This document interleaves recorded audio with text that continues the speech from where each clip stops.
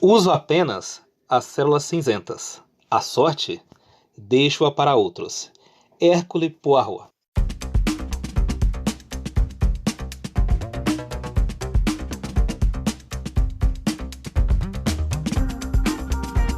E começou mais um Entendo Nada, é o número 71.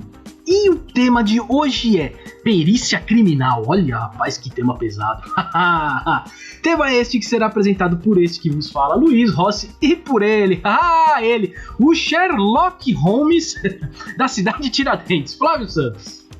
Muito bom dia, boa tarde, boa noite a você que nos ouve, porque isto aqui é um podcast, é mídia streaming e você ouve onde, como e quando quiser. Olha que aqui no entorno, se dá uma pescada, tem muito material para pesquisar, hein? Para fazer perícia por aqui. O que não falta aqui é material e cenário. Mas a gente está brincando aqui. É um tema que aparentemente é pesado, quando você olha assim e vê a manchete, mas na verdade é um tema muito técnico, científico e muito interessante, que mexe bastante com a inteligência. Nós estamos falando aqui de uma área, perícia criminal, que tem concursos concorridíssimos no Brasil e com salários iniciais em alguns concursos que partem a partir de R$11 mil ou R$16 mil. Então a gente está falando de algo concorrido e que quando a pessoa é aprovada pode mudar a vida de uma pessoa em termos sociais e econômicos. Mas além disso, é uma área que exige muito estudo, dedicação, afinco e muito poder de análise. E o nosso convidado vai falar sobre tudo isso nesse episódio 71 do Entendo Nada Podcast. Certo, Luigi? Certo. E como você disse, muito estudo, muita dedicação e com uma dica que ele deixa no fim da entrevista, que é praticamente assim, estude certo. Não adianta você estudar, mas estudar errado, né? Eu não vou falar aqui, vou deixar vocês ouvirem, tá lá é a última pergunta que a gente faz, né, da entrevista. E ele fala sobre isso, eu vou deixar vocês ouvirem quando chegar lá. Mas estude certo. E, assim, ele também fala sobre isso, perito. A palavra perito é um expert. Então você vai estudar a vida inteira para ser um perito criminal. Não tem jeito, você tem que entender muito do que você está fazendo, porque são detalhes que podem resultar, cobrir coisas, prender alguém, soltar alguém, são detalhes que podem chegar a esse ponto, né? E resolver crimes, prender bandidos, prender estupradores, enfim. Então é muito importante. A gente tem o glamour do CSI da vida, né? A gente fala sobre isso. Mas é diferente, claro, né? Você tem seus detalhes e tal, mas é diferente disso. Por isso que eu achei bem legal essa entrevista. Foi mais uma aula, essa realmente foi uma aula. Eu aprendi muita coisa, eu não tinha ideia de muitas das coisas que ele falou ali. Então, realmente valeu muito a pena esse episódio. E o nosso convidado também aproveitou para falar sobre alguns casos famosos e emblemáticos do crime brasileiro e da perícia criminal, onde a perícia protagonizou um grande papel. Primeiro ele falou do caso Henry, que é o caso que está em alta agora na mídia, todo mundo está comentando hoje, dia 14 de abril de 2021, onde todos os indícios apontam para o Dr. Jairinho e a Monique, que é a mãe do menino Henry. Então ele falou sobre esse caso, falou sobre o caso da Suzane von Richthofen e também falou sobre o caso do Marcelo Pesseguini. Para quem não se lembra, foi aquele menino que foi acusado, né, foi provado pela perícia que ele matou os pais, uma tia e uma avó e depois suicidou. Então ele falou desses 3 casos, além da profissão de perito criminal. Foi um baita episódio, Luiz. É um episódio que a gente termina muito feliz e com um aprendizado enorme na cabeça. Não, baita episódio e assim, ele tava com um horário meio limitado. Teve momentos da entrevista que eu tive que correr um pouquinho mesmo, cortar, puxar, correr, fazer rápido, porque ele tava com um horário bem reduzido. E eu creio que esse episódio aí, se a gente pudesse falar mais, ia passar de 2 horas, ia ser longo mesmo. Mas como ele tava com um horário bem limitado, tanto a gente tá até gravando um horário fora do que a gente costuma gravar, que foi o que deu pra encaixar na agenda dele. Ele realmente é bem requisitado, né? Mas é isso, vamos deixar ele falar agora um pouquinho então, deixar eu e o Flávio, a gente só tá pra atrapalhar, né? Vamos deixar que quem manja mesmo do assunto fale. Então é com você, professor Ian, manda bala aí.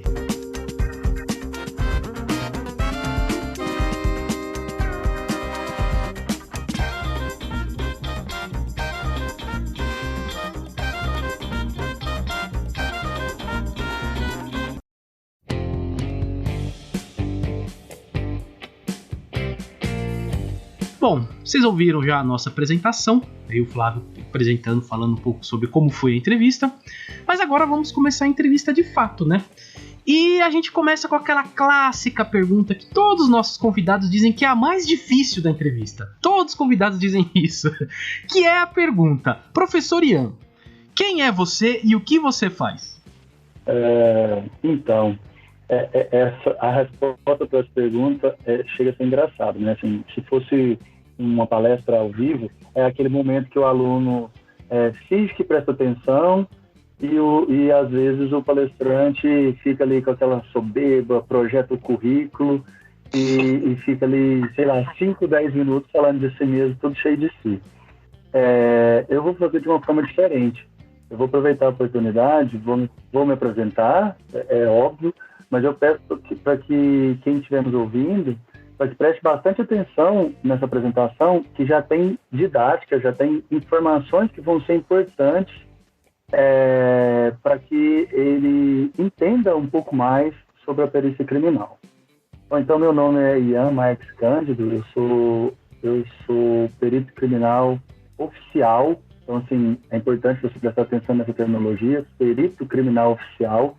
Então, dá um indicativo de que existem outros tipos de peritos na Polícia Científica de Goiás.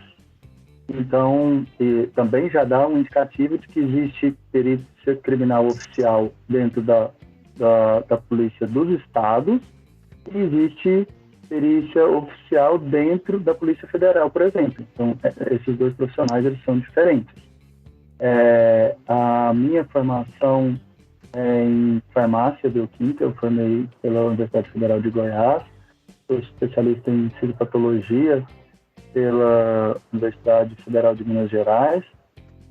Eu fiz uma especialização em genética forense, aí já enquanto perito criminal, é como se o Estado estivesse investindo em mim para eu aplicar esses conhecimentos no dia a dia, pela Universidade Federal do Pará, e o mestrado em genética pela Pontifícia Universidade Católica daqui de Goiás.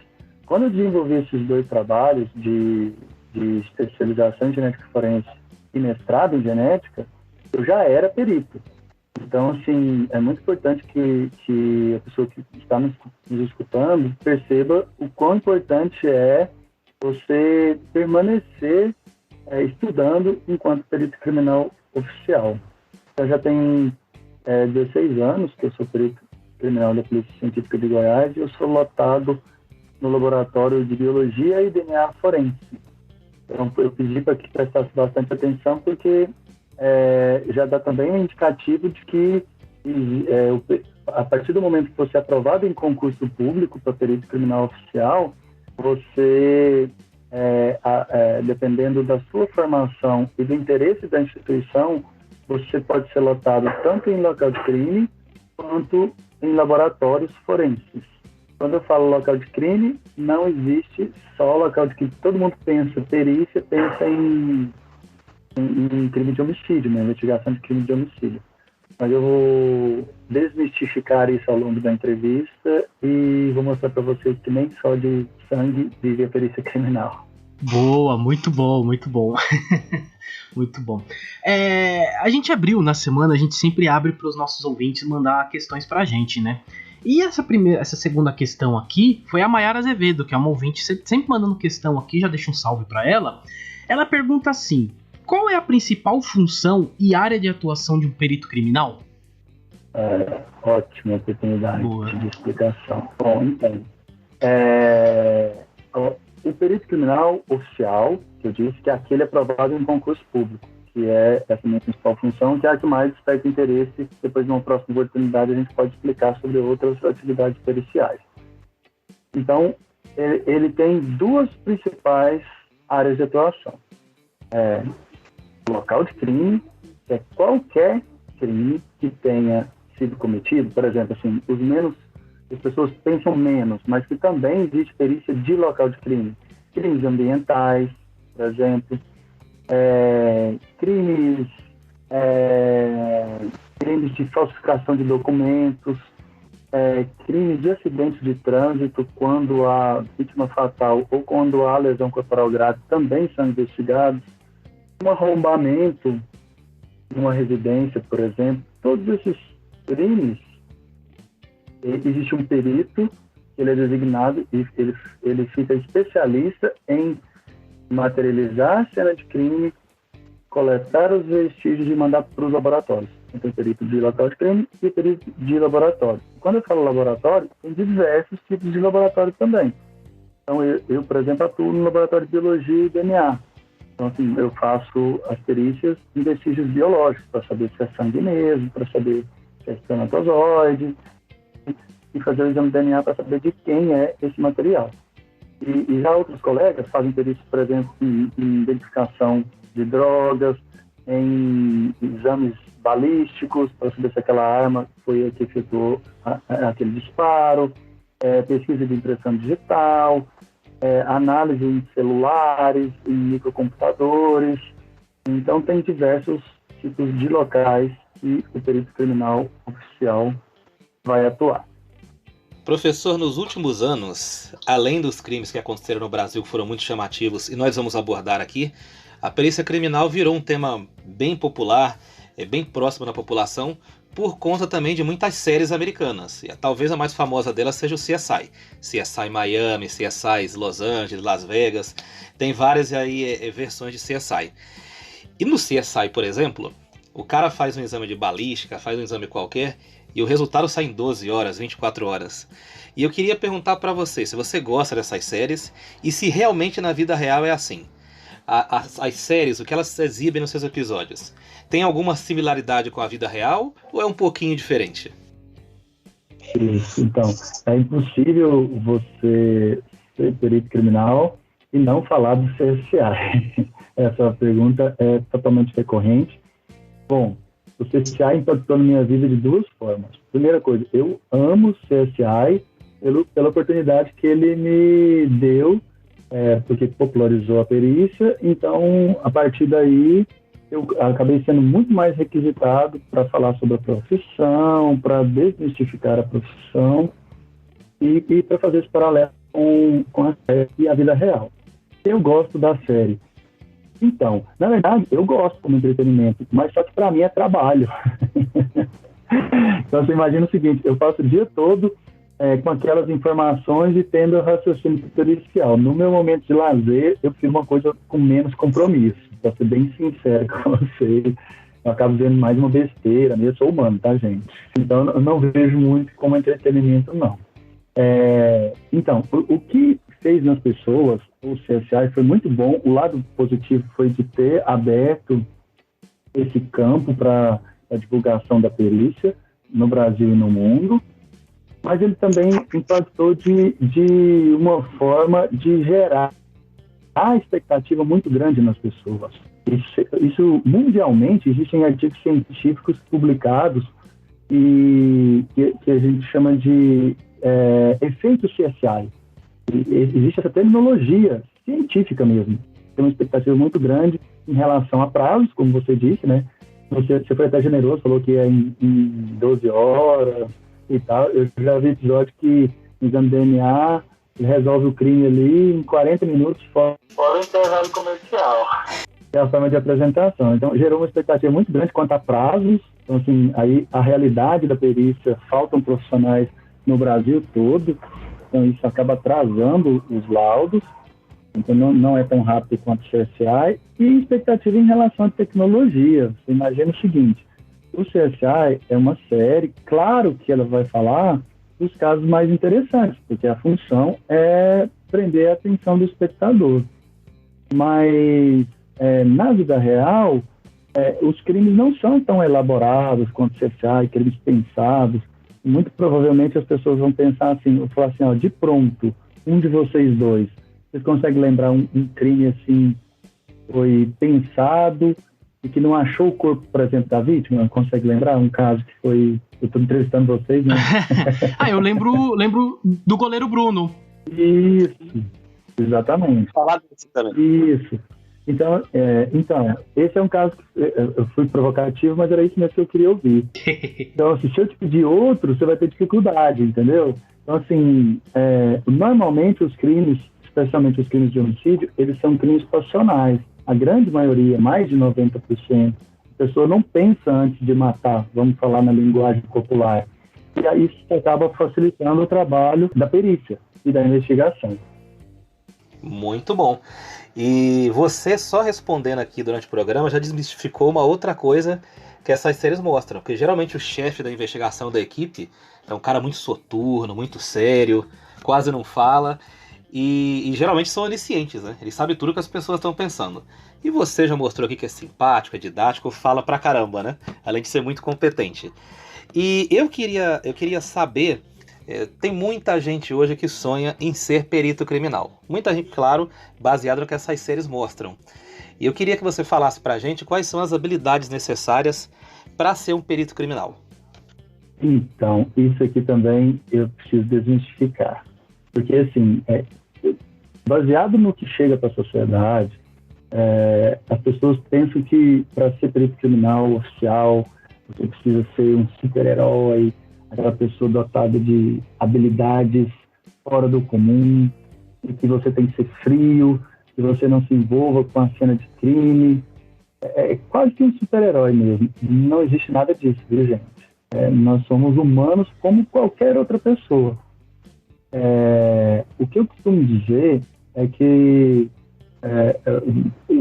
o que nos diferencia, porque assim, a função do perito criminal oficial é buscar provas científicas. Então você vai, baseado nessas provas científicas, ajudar a investigação.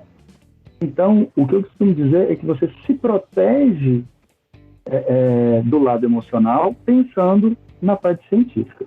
Mas sendo específico para responder a sua pergunta, quais são as habilidades necessárias? Primeiro, você tem que gostar de estudar e ser aprovado no concurso. Então, isso é a única coisa que você precisa.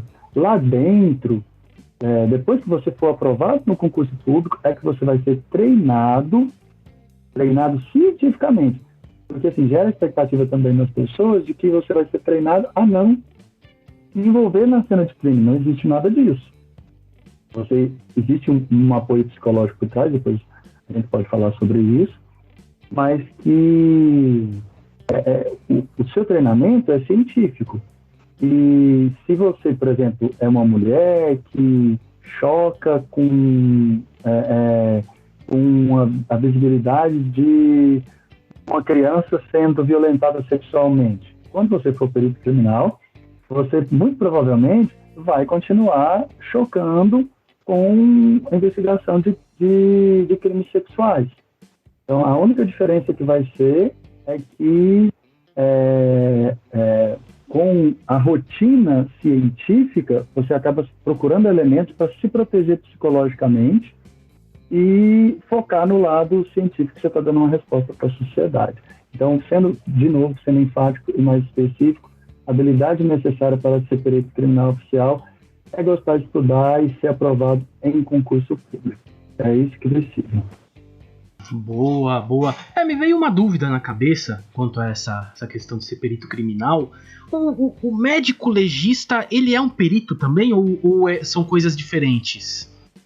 Então, são funções diferentes. Tá. É porque assim, se você pensar perito de dicionário, o perito, a definição de dicionário é um expert, é alguém que sabe muito sobre alguma coisa.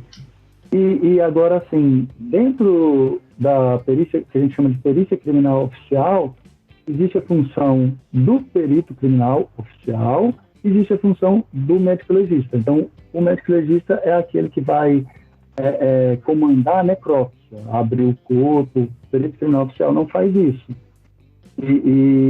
Então, o perito criminal oficial, ele vai materializar, tirando fotografias, fazendo descrições da cena de crime.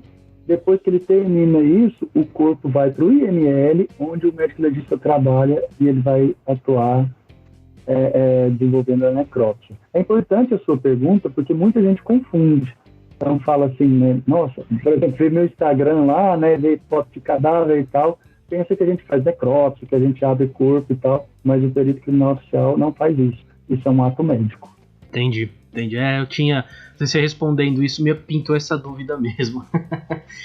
Tem uma questão legal aqui. É possível ter noções sobre o perfil psicológico do criminoso só com base nas provas coletadas? Então, aqui é outro ponto que é importante salientar das diferenças das profissões, das atribuições, vamos dizer assim. E existe uma atribuição que é do psicólogo forense. Então, o psicólogo forense que é o profissional, porque assim, a gente chama dentro da criminalística, existem duas ciências diferentes, tem a criminalística e a criminologia. A criminalística é baseada na prova científica. O perito ele vai responder quando aconteceu aquele crime, onde,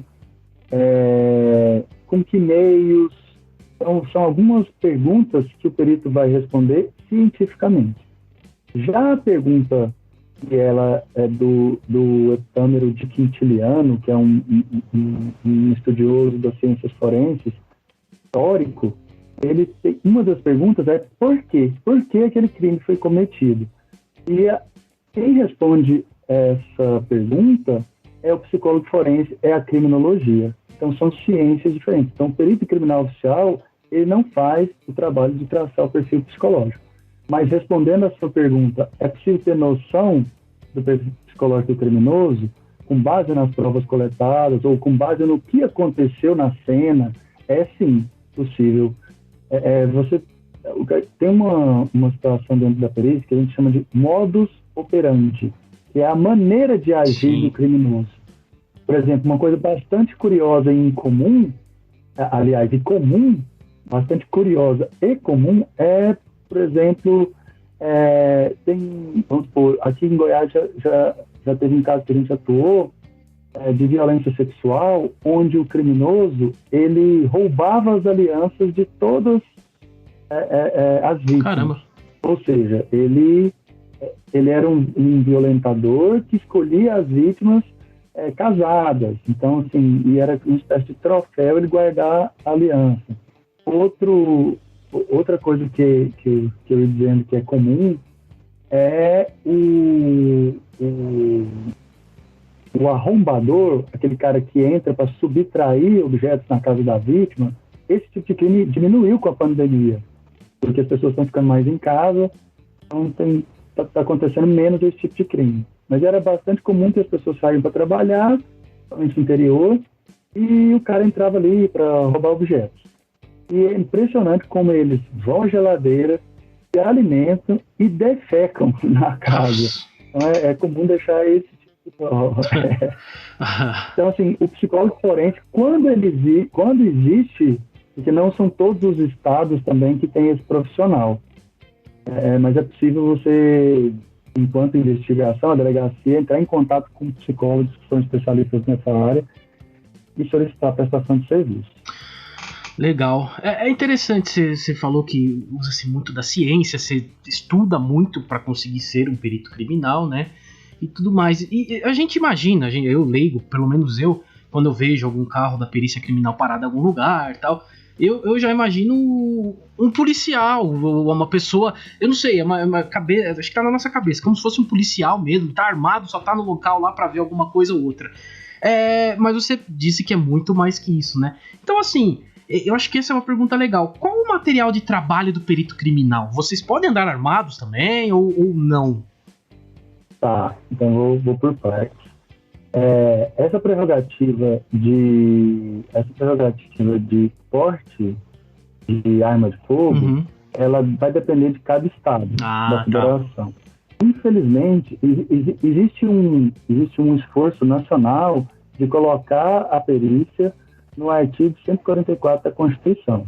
O artigo 144 da Constituição, ele traz a descrição de quais são as forças policiais. Então tem lá a Policial Rodoviária Federal, que é conhecido nacionalmente, o Policial Federal, o Policial Militar e a Polícia Civil, que seria a Polícia Judiciária. Então, ainda não existe na Constituição a figura do que a gente tem um esforço nacional, politicamente, de ser reconhecido como polícia científica. Então, é uma tentativa de uniformizar em todo o Brasil. Hoje não é assim. Por exemplo, aqui em Goiás é polícia científica. Mas, por exemplo, no Rio Grande do Sul, em Santa Catarina, lá se chama Instituto Geral de Perícias. Então, assim, E alguns estados, por exemplo, no Rio de Janeiro, a perícia ainda está dentro da Polícia Civil. Então, mas sendo específico e respondendo sua pergunta, na maioria dos estados, você é sim um policial, e sendo policial, você tem a prerrogativa de portar arma de fogo. Não significa que é sua função. É importante para o ouvinte entender isso, porque assim, normalmente quando passa no concurso, fica muito empolgada e pensa assim, agora eu sou policial, sou autoridade, e é sair dando voz de prisão para todo mundo, ou ficar ostentando essa arma de fogo. E principalmente agora, assim, né, existe um impulsionamento desse tipo de sentimento pelas coisas que a gente está vivendo, pela configuração política do país, mas isso é muito perigoso, porque assim, você tem sempre que lembrar que a arma de fogo, essa prerrogativa, é para a sua proteção. Porque o perito criminal, ele vai em locais afastados, perigosos. Então, assim, se você se sentir seguro, é seu direito, mas não é a sua obrigação. Você pode portar a arma para se proteger, mas não é o Estado te paga para que no outro dia você esteja ali analisando cientificamente uma cena de crime ou analisando cientificamente as provas dentro do laboratório. Não para sair bancando o herói e colocando sua vida em risco. Então, essa é a minha opinião e eu tenho muita convicção dela. Então, agora sim, o material de trabalho do perito criminal é muito de trabalho mesmo, não é a arma de fogo. Então, assim, ele vai de local de crime, ele tem, provavelmente vocês já viram na série, e é parecido no dia a dia, uma maleta.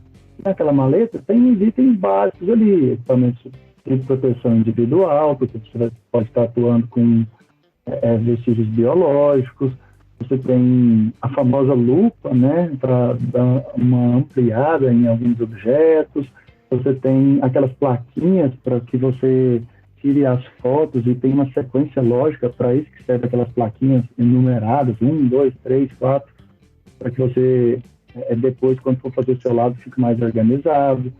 Você pode ter trena laser para fazer medidas, você pode ter o luminol, que é um reagente para revelação de sangue latente, que brilha no escuro e fica azul, provavelmente todo mundo já viu aí no CSI, e outros materiais para você acondicionar os vestígios para depois mandar para o laboratório. Isso são os materiais do perito de local de crime.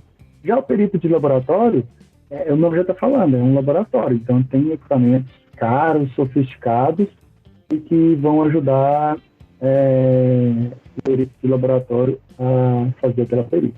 Realmente é bem científico, né?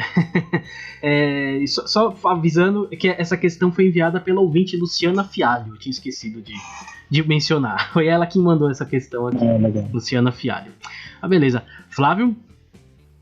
Isso, beijão para Luciana Fialho, ela é professora na rede estadual de ensino, acho que ela é professora há mais de 10 anos aí, então ela é uma guerreira, tá na linha de frente aí, no meio da pandemia, né, sofrendo ou com home office ou lá pessoalmente. Beijão, Luciana, brigadão pela ótima pergunta. Agora falando do campo das ações, do cenário mesmo, professor, quando você chega numa cena de um provável crime, quais coisas você observa primeiro? Então, o perito não é minha função, né, mas eu vou responder por ter conhecimento da profissão, que eu sou perito de laboratório, mas o perito de local de crime, ele tem que ter um senso de observação muito grande e aguçado, e uma organização das ideias. Então, você tem que imaginar o seguinte, você parte do todo para o específico. Então, vamos imaginar uma cena de crime onde a polícia científica foi acionada, um crime de homicídio, onde existe um cadáver, você percebe que ele tem sangue ali próximo dele, e que e a perícia, ao chegar no local, ela pega um local de crime que a gente chama de local de crime isolado. O que é esse local de crime isolado? A polícia militar é a primeira a chegar no local e ela passa aquela fita zebrada que todo mundo já deve ter visto ou ao vivo ou na série. Então, ao se deparar com a cena de crime, o perito ele tem que pensar o seguinte, ele está ali para materializar, levantar hipóteses. Porque todo mundo gera expectativa que o perito chega lá e vai falar assim, ó, foi fulano que matou. Não é tão simples assim. Nem sempre tem essa informação possível. E então, assim, fica muito mais de você, eu estou usando muito essa palavra, vocês devem ter percebido, de materializar e discutir, levantar hipóteses que podem ter acontecido. Então, analisando a cena primeiro como um todo, então, como que aquele sujeito chegou por ali, tirando fotos e descrições panorâmicas, para depois chegar mais próximo do corpo.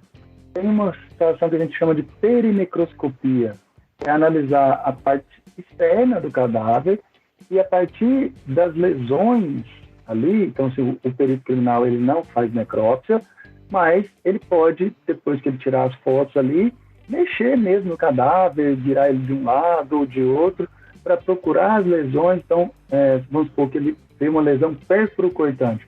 A depender da lesão do cadáver, você pensa numa arma que executou aquela ação. Por exemplo, se tem uma lesão perfuro-cortante, então, que objetos são perfuro-cortantes?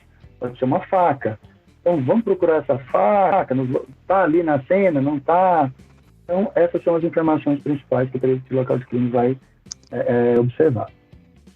Professor, muitos anos de experiência você tem, já teve contato com tantos crimes, tantas experiências vividas em laboratório, apurando provas, em contato com outros colegas. E como você disse numa resposta aí atrás, uma coisa que você desmistificou, que o perito ele não é um ser frio, ele não é uma geladeira, não é um cubo de gelo que não se impressiona e deixa de se emocionar com nada. Eu queria que você contasse pra gente se algum caso te chocou, te marcou depois de tantos anos de carreira.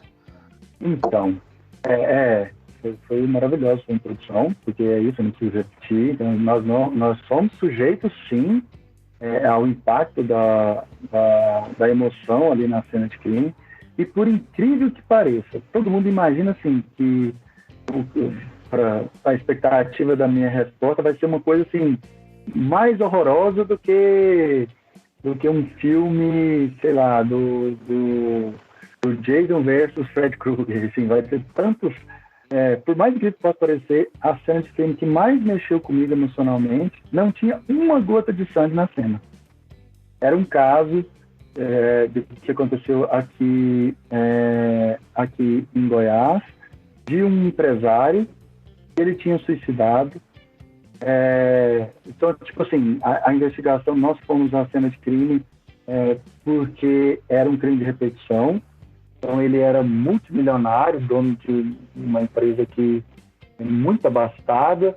Para você ter uma ideia, o apartamento que ele precipitou, né, que esse corpo caiu lá, poderia ter sido um homicídio também, alguém poderia ter jogado ele, por isso que deu perícia criminal. Mas depois ficou constatado que foi um suicídio mesmo. O apartamento tem 1.000 metros quadrados. É quase que uma fazenda. Aí você imagina... É um bairro aqui de São Paulo. Então, você imagina que uma pessoa tão abastada, talvez quem está me ouvindo pense assim, era o que eu pensava também. Fala assim, não, essa pessoa não tem problemas, né? E na verdade, sim, foi muito chocante emocionalmente você pensar o quanto a vida é efêmera e o quanto a gente tem que ser grato mesmo pelos dons de Deus. Não sei quais são as crenças de cada um aí que estão assistindo ou ouvindo, né? Mas do quanto que uma cena que não tinha uma gota de sangue mexeu comigo emocionalmente, de você dar valor mesmo na sua vida e no seu dia a dia, independente do contra-cheque, vamos dizer assim. Exatamente. Contra-cheque não preenche o coração, não preenche a alma da pessoa. E vou falar aqui que a pergunta foi da Amanda Gomes. A Amanda Gomes ela tem um interesse muito especial na área porque ela é estudiosa de linguagem corporal e ela gosta desse lado da investigação, do aspecto da investigação. Então ela tem um interesse que casa aí com a área da perícia criminal, laboral, enfim. E tem uma outra pergunta aqui. Eu queria saber de você, professor, se você, diante de tantos crimes, tantas apurações que você já fez, se já precisou de terapia, algum tipo de ajuda. Ou eu conheço colegas que já precisaram. Então, nós temos aqui em Goiás o privilégio de ter um serviço de apoio ao servidor público dentro da perícia, específico da perícia. Eu, especificamente, nunca usei, não seria um problema admitir isso, já falei para vocês, somos humanos e tal, mas talvez pelo fato de trabalhar em laboratório, acaba que eu tenho menos contato do que o colega, por exemplo, de local de crime, psicologicamente. Então, assim, os casos de laboratório ficam mais relacionados ao estresse do dia a dia mesmo, rotina, assim como outros profissionais, em laboratório de análise clínicas, em biomédico, em farmacêutico, e por aí vai. Do que necessariamente provocado por situações e emoções relacionadas à cena de crime. Mas eu conheço, sim, vários colegas que precisaram desse apoio emocional. Mas é importante eu tocar, já que tocaram nesse ponto, como eu estou desmistificando aqui, dizendo que não é um super-herói, por exemplo, quando eu fui aprovado em 2004, depois em 2010 teve outro concurso. Quando eu fui dar treinamento para esses novos colegas que tinham entrado, eu me deparei com um colega que era farmacêutico, então assim, que ele já tinha feito anatomia e tal, tinha contato, já teve contato durante a faculdade com cadáver, foi aprovado no concurso e ele não conseguiu entrar no IML. Então, assim, era uma limitação dele. E a instituição respeitou isso. Hoje ele é um excelente perito criminal, mas é óbvio que ele não atua em cena de crime. Então, por isso que eu falei para você que o perfil exigido é de aprovação no concurso. Muito mais de aprovação no concurso, porque depois as suas limitações elas vão ser respeitadas, porque nem só de sangue vive a perícia criminal. Então, assim, esse especificamente trabalha no laboratório de documentoscopia, que é um perito maravilhoso e não necessariamente ele precisa ir ao local de crime. Claro, você vai poder falar de Goiás, né? Mas você deve ouvir de outros lugares, as pessoas comentando, você deve ter contatos, né? O perito brasileiro conta com uma boa estrutura para trabalhar? Como você já dentro da própria pergunta você já fez a introdução, isso vai depender de cada estado. Sim. O que a gente tenta, através, por exemplo, desse tipo de trabalho que a gente está fazendo aqui de esclarecimento, de desmistificação e de divulgação da perícia criminal, é de sensibilizar as autoridades para investimento na perícia. Bom, em específico, já que a gente está falando com pessoas que nem sempre têm experiência com a perícia criminal, em comparação, por exemplo, com a perícia dos Estados Unidos e da Europa. Os principais equipamentos para resolver crimes, tanto aqui no Brasil, quanto na Europa, quanto nos Estados Unidos, nós temos. Nós não temos todos, porque, infelizmente, não existe o aporte financeiro e o investimento como existe lá. Por que eu estou falando isso? Porque, assim, falei para vocês que 90% dos casos são fáceis de resolver, porque a evidência está ali gritante, é fácil de coletar, não requer um equipamento super sofisticado. Mas, por exemplo, e no caso que o bandido lá, o agressor, ele colocou fogo na vítima e aí ele usou depois soda cáustica e depois ele usou, entendeu? Assim, vários produtos ali e, sei lá, sobrou um fio de cabelo. E às vezes com o exame de DNA eu não consegui identificar de quem é aquele fio de cabelo. Então eu precisaria, dentro do exame de DNA, de uma tecnologia que não é rotineira aqui no Brasil. Então, assim, para esses casos que são exceção, então isso a gente ainda é carente de equipamentos. Mas o básico, a perícia melhorou muito nos últimos anos. Aqui, por exemplo, assim, quando eu entrei, para você ter uma ideia, quase que luva descartável, quase que a gente tinha que usar de um lado e de outro. Uma luva descartável.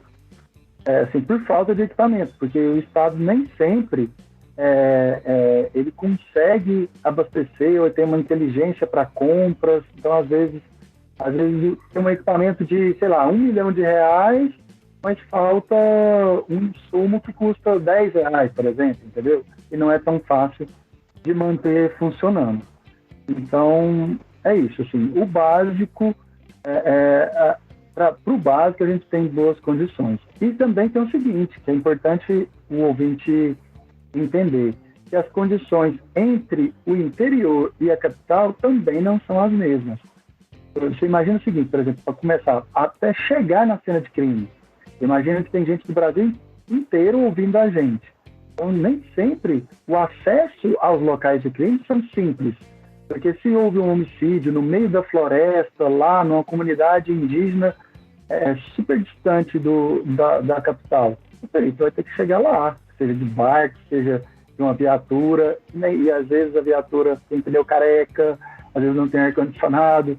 Então, isso é diferente para o Brasil todo, mas eu posso garantir que igual o CSI não é. Infelizmente. E pensando no futuro, vocês já têm alguma ideia de quais tecnologias, aparelhos ou recursos serão implantados nos próximos anos? Você tem alguma ideia disso? Essa pergunta é maravilhosa, porque assim, todo mundo pensa que a fórmula está pronta, como se fosse uma receita de bolo, e que a gente sempre vai ficar na mesma coisa.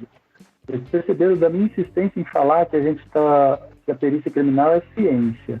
Então, se é ciência, precisa de reciclar o tempo todo o conhecimento. Daí a grande importância do trabalho que a gente está fazendo agora, de divulgação da perícia criminal dentro de futuros peritos. Então, no mínimo, eu estou falando para ouvintes que ou eles são apaixonados e estou conseguindo despertar o perito que existe dentro de cada um deles, né? Eu costumo dizer que de perito e louco todo mundo tem um pouco. Então, assim, onde estão os futuros peritos? Na universidade. Então, eu preciso conversar, eu preciso falar para esse público. Então, quanto mais difícil o concurso, melhor os profissionais que vão entrar para a perícia. E onde está o conhecimento que vai ser utilizado para eu fazer uma perícia? Também é na universidade. Lá que estão sendo desenvolvidos, por exemplo, você imagina o seguinte, uma nova droga. Nunca foi identificada no Brasil. Onde vão fazer experimentos para que eu possa comprar esse equipamento e utilizar no dia a dia da perícia? É na universidade. Então, daí a grande importância da aproximação entre a ciência, o conhecimento científico produzido dentro da universidade e a perícia criminal que vai executar esse conhecimento científico para resolver crimes. Então, assim, o desenvolvimento tecnológico, ele ajuda demais. Mas só para não deixar a sua pergunta, porque é sem resposta específica, e tem alguns alunos que são da área e têm interesse nisso, existe nanotecnologia, existe exames de biologia molecular. Então, assim, o exame de DNA está cada dia mais sensível e mais específico. Então, assim, a gente você imagina o seguinte, uma paternidade, você faz o exame de DNA, você coleta 5 ml de sangue da pessoa. E na cena de crime, às vezes tem um fio de cabelo, 1 ou 2 espermatozoides, uma única gota de sangue, e o perito precisa conseguir determinar o perfil genético daquela amostra para dar resposta para a investigação criminal. Então, eu preciso trabalhar com reagentes cada vez mais sensíveis e mais específicos. Então, daí a importância da parceria com as universidades. Hoje, professor Ian, qual que é o tipo de prova que mais leva criminosos para trás das grades aqui no Brasil? Qual que são aquelas mais cabais, mais definitivas, que com mais frequência causam condenações aqui no Brasil?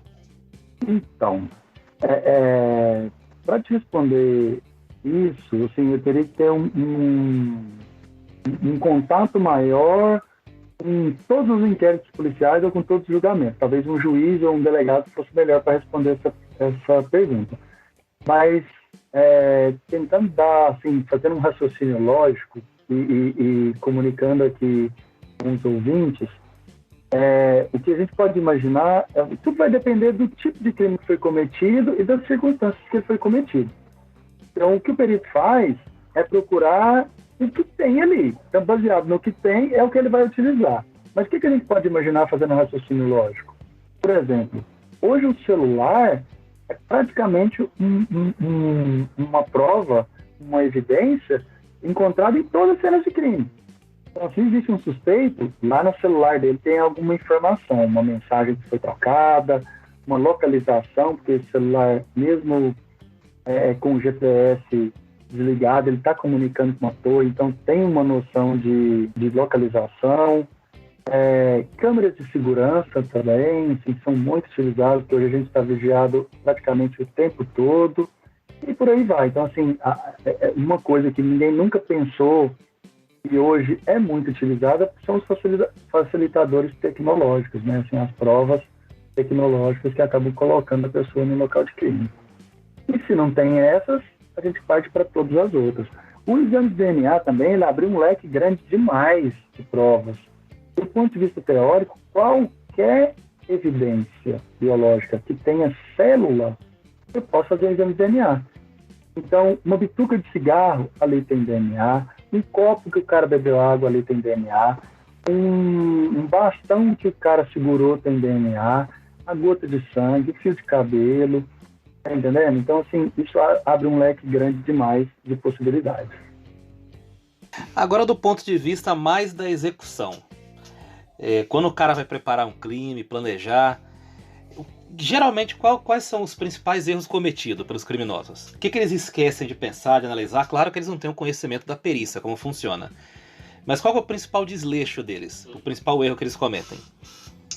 Então, é engraçado essa pergunta sua, porque assim, por exemplo, esse trabalho que a gente está fazendo aqui, eu tenho cursos, eu dou cursos, já tem 16 anos que eu apresentava, agora na pandemia está parado, né? Mas ainda assim, dou palestra online, eu escrevo livro, tem livros publicados, então eu coordeno uma pós-graduação, então dá a impressão assim, eu estou treinando quem não é perito a ter conhecimento para questionar a minha perícia ou para cometer um crime, entendeu? Assim, pode gerar essa expectativa, assim, nossa, mas isso é grave, não pode. Não, na verdade, essas aulas, essas palestras, e o que a gente está fazendo agora, a gente está discutindo ciência. Se é ciência, não tem dono. E se não tem dono, hoje com internet, com Google, com a divulgação do conhecimento científico, a pessoa às vezes não assistiu minha aula, não leu meu livro, mas ela pode procurar onde ela quiser para tentar disfarçar aquele crime, etc. Mas sendo específico para a sua pergunta, o que é o principal erro? O principal erro é não pensar, não planejar o crime. Os crimes premeditados, eles são mais difíceis de se investigar mesmo, não são impossíveis. Provavelmente todo mundo já escutou a seguinte frase: não existe crime perfeito. E essa frase, realmente, ela é real. Não existe mesmo crime perfeito. Sempre, por mais que a pessoa planeje, ela vai deixar elementos na cena e eles podem ser localizados pela perícia ou pela investigação. Mas, para desmistificar, não existe crime perfeito. Mas existem, sim, problemas na investigação. E esses problemas podem ser de ordem pessoal, às vezes demorou a perícia chegar no local, às vezes pode ser de limitação técnica, de conhecimento do colega que está fazendo a perícia, às vezes por falta de equipamento ou por vários outros motivos. Então, assim, não existe crime perfeito, mas existem sim problemas na investigação. Professor, você tem algum tipo de crime que você investiga mais frequentemente? Tem alguma coisa assim? O que você mais investiga? Eu vou aproveitar a sua pergunta, assim, porque assim, isso depende da região e depende de levantamentos estatísticos. Mas eu vou aproveitar a sua pergunta, não vou responder ela especificamente porque eu não tenho esses números, mas para servir de alerta. Nós estamos num momento de pandemia. Como que a pandemia... Vou mudar a sua pergunta, tá? Que tipo de crime passou a ser mais executado ou menos executado na pandemia? Então, a pandemia, ela aumentou demais feminicídio e agressão contra a mulher. Estão ficando mais tempo em casa, as intolerâncias, os problemas de relacionamento, eles são mais pronunciados, então isso aumentou muito. Aumentou muito suicídio. No primeiro momento, aumentou muito, as pessoas assim, emocionalmente estão precisando mesmo ser curadas, infelizmente. acaba gerando um número maior. E, por exemplo, suicídio não é muito noticiado. Vocês podem perceber que existe, nem sei se é uma questão legal ou se é uma questão ética, mas jornalismo não divulga muito suicídio. E eu estou informando para vocês, então, assim, conheçam, se aproximem, não subestimem isso, então, assim, não fiquem esperando grandes sinais ou tratem a depressão como uma mimimi ou uma frescura. Então, é uma doença mesmo, e isso precisa ser detectado precocemente, porque aumentou muito a questão do suicídio. E diminuiu acidente de trânsito, perícias em acidente de trânsito diminuiu, porque as pessoas acabaram ficando mais tempo em casa. E, como eu já havia dito também, os arrombamentos. A pessoa ficando mais em casa acaba coibindo mais o adentramento de bandidos para subtrair objetos. Sim, lembrando que a gente tem um episódio aqui do Setembro Amarelo e tratamos sobre isso, né? Tratamos sobre suicídio, conversamos com a psicóloga Keline Dori e tudo mais. E aí acho que o Flávio até pode falar um pouco mais da questão ética no jornalismo e falar de suicídio, né? O que a gente sabe é que a imprensa evita dar essas notícias por evitar gatilhos, né? Mas já se disse que não é a melhor opção também. Teria que se saber como, né, Flávio? Acho que você tem até você tá no meio, você pode dizer melhor sobre isso. Todas as redações, pelo menos que eu conheço, falando com colegas, as que eu trabalho, que eu já trabalhei, existia essa norma, existia essa diretriz ética de não se abordar os temas dos suicidas e dos suicídios, consequentemente. Eu, como profissional, discordo completamente, porque eu acho que quando você não fala de um problema, o problema cresce, ele não é atacado e não é resolvido. Eu acho, por exemplo, uma coisa patética, num certo ponto, o metrô, por exemplo, ter um suicida na linha e falar que é um problema na via. Aquilo não é um problema, é um ser humano. Então, assim, se tem um ser humano ali sofrendo, que cometeu suicídio, que é uma coisa horrenda a pessoa saltar na frente do metrô e se suicidar, e de vez em quando escapam uns vídeos aí na internet e a gente acaba assistindo, é porque aquele ser humano lá atrás não teve uma rede de proteção. E talvez essa rede de proteção não foi montada, e a gente sabe que a política brasileira é assim, ela funciona muito por pressão da imprensa. Essa rede de proteção não foi montada porque a imprensa não falou do assunto, não colocou em manchetes garrafais e não pressionou. Claro que eu não estou defendendo aqui que se aborde como o Datena, mas mesmo a abordagem do Datena às vezes faz a política se mexer e criar políticas públicas, rede de proteção. Então eu sou contra isso como profissional, mas ainda é uma diretriz ética, ainda é um tabu, e muitos profissionais individualmente têm medo de abordar o assunto. Mas assunto, quando é problemático, tem que ser abordado, discutido e ser levado para a sociedade para encontrar soluções. Isso aí, é isso aí. Buscar a maneira certa de falar sobre isso, acho que esse é o ponto. Agora a gente vai entrar aqui numa série de questões que eu acho que é a parte que todo mundo quer ouvir, né? Que é a parte dos crimes. Vamos falar de crime aqui, né? A primeira questão sobre essa parte tem algum caso famoso da história que você gostaria de ter trabalhado? Nossa, que pergunta legal. Então, olha só. Tem alguns casos que são, sim, muito emblemáticos. Eu acho que um caso que foi um divisor de águas da perícia do Brasil foi o caso da Isabela Nardoni. Então, assim, só para contextualizar, para quem não conhece o caso, é uma criança, se eu não me engano, de 6 anos, que teria sido jogada pela janela do apartamento, e o principal suspeito era o próprio pai, né? E isso é o seguinte, dentro desse crime, ele aconteceu numa época onde, por exemplo, o CSI, em 2010, ele foi a série de TV mais assistida no mundo. Então, assim, calhou da divulgação do Brasil, da perícia criminal, de existir uma série de TV que estava funcionando e aconteceu um crime que chocou, foi todo mundo para frente da televisão, na época, para querer saber detalhes sobre o crime. O crime, os principais suspeitos eram pessoas com um certo conhecimento, porque eram pessoas da classe média de São Paulo.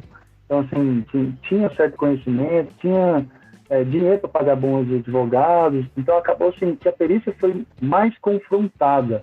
Consequentemente, acaba sendo a gente gosta de desafio, né? Então, em caso que você tem que defender a sua convicção, eu acho que eles acabam sendo mais gratificantes, né? Porque agrega mais importância para o seu trabalho.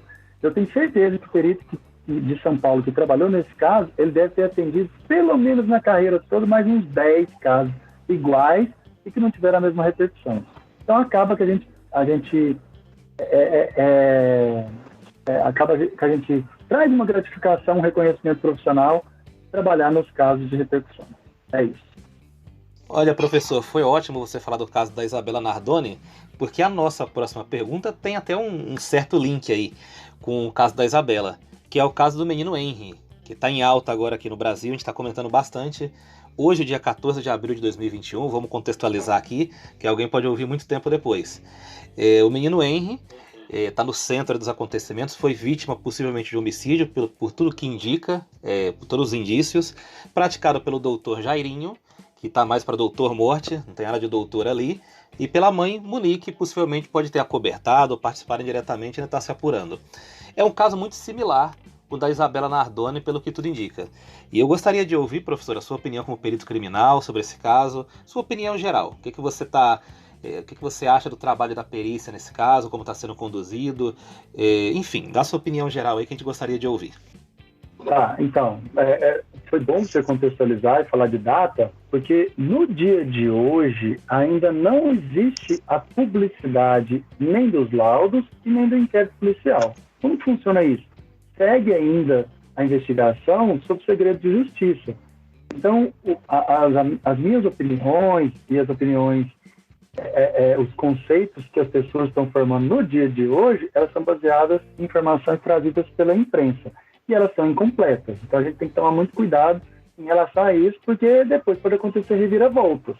No caso do Isabela Nardoni, traçando um paralelo, isso assim, já é público e os laudos já são mais acessíveis. Dentro de congresso, tanto nos nossos congressos científicos, o perito que está atuando, por exemplo, no caso Henry, provavelmente vai mostrar por que ele chegou àquela convicção, seja ela qual for. Tá? Então, assim, o que foi noticiado? Primeiro, as lesões do caso Henry. As lesões não são compatíveis com a história do padrasto e da mãe. Então, quem faz essa análise é o médico legista. Então, esses médicos legistas que tiveram acesso ao corpo, eles vão analisar as lesões e vão colocar no laudo, com fotografias e com descrições, por quê? Então, assim, baseado na cor da lesão, no tamanho da lesão, do jeito da lesão, seria impossível, por exemplo, elas serem provocadas só de uma queda de uma cama. Outra coisa que eu vi também na imprensa, a questão das mensagens trocadas por celular. Fica até o alerta aí, viu, gente? Dos ouvintes. Teclou, clicou, fotografou, gente, isso em qualquer tempo. Isso pode ser recuperado. Então, a perícia, ela consegue, através de programas de computador, recuperar esses dados, essas mensagens, ainda que fossem apagadas, etc. Então, isso também, com certeza, vai ajudar a materializar os autores do crime, do caso do Henry.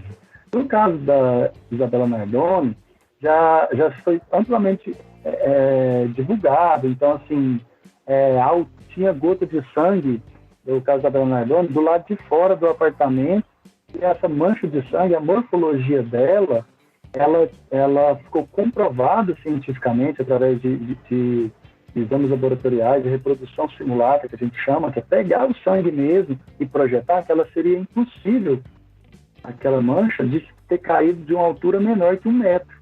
Significa dizer que ela foi agredida antes de entrar no apartamento. Não estou dizendo por quem. Vocês estão percebendo que o perito ele tem cuidado com as palavras? ela estava sendo carregada. Então, assim, ela com 6 anos, ela tinha menos de 1 metro. Então, aquele sangue, ele teria que ter caído de uma altura maior que 1 metro. Então ela estava sendo carregada e ela foi agredida antes de entrar no apartamento. Outras relações periciais falam assim, foi encontrado também imagens de câmera de segurança, no caso da Bela Nardoni, deles entrando no apartamento, subindo no elevador, aí ele desce de novo para pegar a outra filha e a esposa, e aí para uma terceira pessoa ter entrado no apartamento sem arrombar, etc., isso seria praticamente impossível, daí que eles chegaram à convicção de que foram os dois, eles foram condenados. No caso Henry, retornando à sua pergunta, ainda está sob segredo de justiça e nem todos os detalhes da investigação foram revelados. Olha, professor, foi ótimo você falar do caso da Isabela Nardoni, porque a nossa próxima pergunta tem até um certo link aí com o caso da Isabela, que é o caso do menino Henry, que está em alta agora aqui no Brasil, a gente está comentando bastante. Hoje, dia 14 de abril de 2021, vamos contextualizar aqui, que alguém pode ouvir muito tempo depois. O menino Henry está no centro dos acontecimentos, foi vítima possivelmente de homicídio, por tudo que indica, por todos os indícios, praticado pelo doutor Jairinho, que está mais para doutor morte, não tem nada de doutor ali, e pela mãe Monique, que possivelmente pode ter acobertado ou participado indiretamente e ainda está se apurando. É um caso muito similar com o da Isabela Nardoni, pelo que tudo indica. E eu gostaria de ouvir, professor, a sua opinião como perito criminal sobre esse caso, sua opinião geral. O que você acha do trabalho da perícia nesse caso, como está sendo conduzido, enfim, dá sua opinião geral aí que a gente gostaria de ouvir. Então, nesses casos, porque assim, só retomando que a gente fala assim em relação à imprensa. A imprensa, ela tem compromisso e tal, mas nem todo mundo trata igual. Existe um sensacionalismo por trás de vender notícia. Então, assim, o caso de Isabela Nardoni foi muito emblemático e provavelmente vão fazer a mesma coisa do caso Henry. Quem escutar isso mais rápido aí, depois vai poder confirmar o que eu estou falando aqui. Não estou querendo fazer previsão, não sou adivinho, tá? Mas como normalmente acontece isso? Primeira coisa que choca todo mundo, o próprio pai, a madrasta ou o padrasto ter matado o próprio filho. Então, assim, isso choca, todo mundo vai para frente da televisão. Passa um tempo, isso é tão explorado, que isso deixa de ser muito novidade para você. Não estou dizendo que você não se compadece com a situação, não. Mas essa notícia passa a encher o saco, tá? Desculpa com as palavras aqui, mas eu vou falar de uma maneira bem fácil de ser entendida. Isso passa a ser desinteressante e você não vai mais para frente da televisão. Aí a imprensa precisa criar um fato novo. E aí dentro da investigação eles exploram esses gatilhos que podem ser fato novo, que são lacunas, assim, problemas da investigação. Eu lembro como se fosse hoje, que no caso de Isabela Nardoni, teve uma capa da revista Veja, que é uma revista de grande circulação, que ela falava, foram eles. E aí outra capa, uma matéria dentro, não me lembro bem, era assim, pode não ter sido eles, entendeu? Porque eles tinham dinheiro, contrataram assistentes técnicos, que são aquelas profissões que eu disse para vocês, e elas são legítimas, que é um perito, não o perito criminal oficial, mas um perito contratado pela parte. E aí ele chega e começa a colocar defeitos na perícia para gerar dúvida e para que a pessoa tenha o direito de defesa mesmo. Então, isso acaba sendo explorado.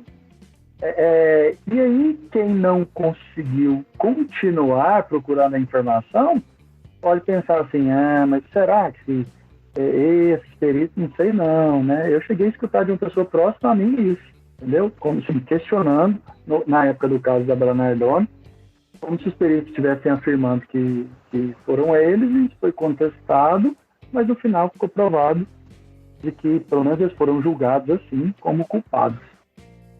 Isso é um fato real, porque eu acho que a imprensa ela tenta fazer uma cobertura como se fosse um episódio de CSI, com as coisas andando rapidamente, e não é CSI. O exame demora para sair, a investigação é lenta. Lenta não, a investigação tem que andar na medida que tem que andar. À medida que os fatos vão se apresentando e sendo desvendados. E essa coisa que você falou aí a respeito de levar um outro perito para contestar, para levantar um outro lado, eu já cheguei a ver muito esse noticiário também, porque precisa criar fato novo, precisa ter audiência. E a verdade é que os crimes não têm fatos novos e a audiência acaba saturando. E só para fazer um link entre dois fatos sensacionalistas envolvendo esses dois casos, foi impressionante a cobertura que fizeram dos bonecos da perícia. No caso da Isabela Nardoni, eles fizeram uma boneca igual a ela e jogaram lá de cima. Eu lembro que todos os canais ficaram cobrindo desde manhã a reconstituição, até o grande finale, entre aspas. Quando era o boneco, saía lá de cima voando até o solo. E agora, no caso Henry, o boneco apareceu bem cedo. Não apareceu lá no final, na reconstituição. Apareceu cedo essa reconstituição, aí filmaram o boneco, tiraram foto, fizeram vídeo. Enfim, coisas de parte da nossa imprensa que a gente tem que se habituar e tem que conviver. Tem uma outra pergunta aqui, professor, é sobre o caso Suzanne von Richthofen, que ocorreu em 2002. Sempre vou pontuar o ano aqui, o Luiz também, para a gente contextualizar ao longo da história, na linha do tempo. O caso da Suzanne von Richthofen foi resolvido relativamente rápido. Foi coisa de dias, foi uma cobertura bem caótica, bem impressionante da imprensa, mas foi coisa de dias. Pelo que você leu da época, pelo que você estudou, hoje é um caso amplamente falado, discutido, divulgado. Quais detalhes que foram decisivos ali? O que você acha desse caso especificamente? Então, no caso da Suzanne, não teve tantas coisas noticiadas da perícia, porque, assim, muito provavelmente, eu não li nem os laudos nem o inquérito policial, mas muito provavelmente é um caso fácil. Então, entra dentro do que eu estou falando para vocês. Ele é um caso de repercussão, assim, choca a sociedade e tal, a filha planejar o assassinato dos próprios pais, mas, assim, pericialmente dentro da investigação, por isso que ele foi tão rápido, é um caso fácil de resolver. Não foi bem planejado, não foi usado os elementos e tal. Então, eu não sei quais, mas, assim, os elementos periciais ali, provavelmente eles foram bem tranquilos de ser resolvidos através da própria dinâmica mesmo, de afastar a possibilidade de uma outra pessoa que não tinha acesso à casa, de entrar sem arrombar, e de não conseguir esconder elementos para tentar, forjar um latrocínio, né? Entrou para subtrair, tá, mas se uma pessoa que entra para subtrair objetos, ela não vai dar paulada na cabeça das pessoas que estão na casa.